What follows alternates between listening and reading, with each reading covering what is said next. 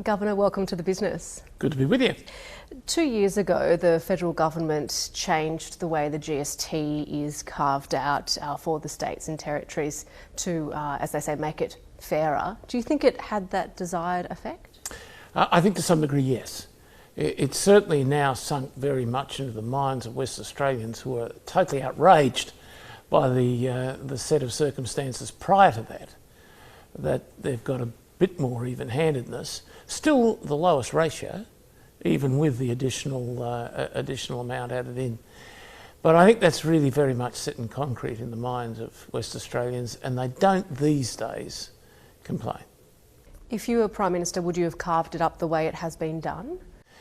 Previously, when all the money just came out of consolidated revenue, some in West Australia argued they're being harshly dealt with, but the problem with giving them the money straight across to the states is you knew how much was collected there and you knew how much they're getting. So it exposed the inequalities of the formula much more dramatically. So this was inevitably going to happen. The royalties that West Australians receive effectively via the GST process, 80% of them go to the other states. It looks as though it's unfairly directed, but it is a long-standing set of distributions, and I think it would be impossible to move away from it without dramatic political consequences. There are, I mean, you said that it would look unfairly directed, and there are some economists who argue that point.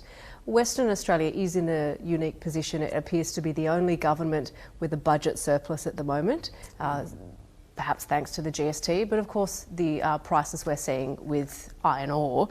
Do you think the changes we've seen with the way that the tax is distributed is what's really driven that boost for the WA government, or do you think it is purely because of those record prices we're seeing globally for that commodity? Well, record prices help. There's no question about that. And it is important that that's acknowledged, because that will disappear as time goes by, no question about it. But it also is helped by the process. But it needs to be said that when that change was introduced, it was not on the basis of detriment to others. Now, if you'd recalibrated the distribution, supposing you just simply said, well, everybody gets what they back in, what they put out. When they pay their GST, well, the GST comes back. On that basis, of course, West Australia would surge and a lot of places would be in a lot of trouble. Last time we had a mining boom, the Colin Barnett was in power at a state level here, and many would say that by the time he left there was a big hole in the budget. Where did that government go wrong in not making the most of that mining boom? Well, you know, I'm a governor and you're taking me into the zone of partisan politics. I think there is a philosophy that is capable of being picked up by either Conservatives or Labor politicians, which is that if you're providing for infrastructure, you're providing for the long term. You don't look at the budget simply as a household budget in the way that we must to budget for ourselves. You're looking at a long-term, long game. You, of course, spent many years in the US as Australia's ambassador to that country and have a unique perspective on Australia's relationship with the United States.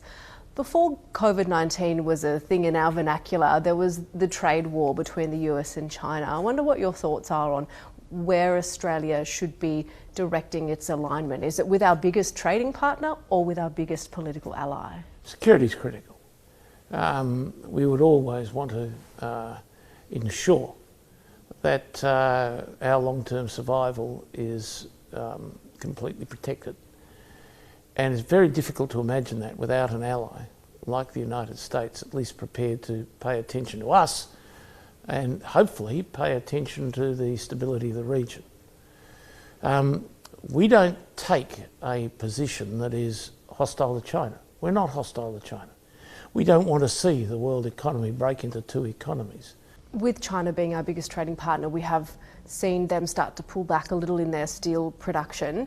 Do you think that WA and Australia can continue to rely on that relationship with China, or should we be looking elsewhere as well?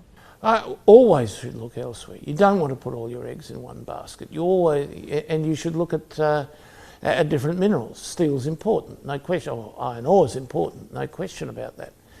But there are lots of other minerals now which are becoming critical because they provide the seeds, if you like, of the modern economy.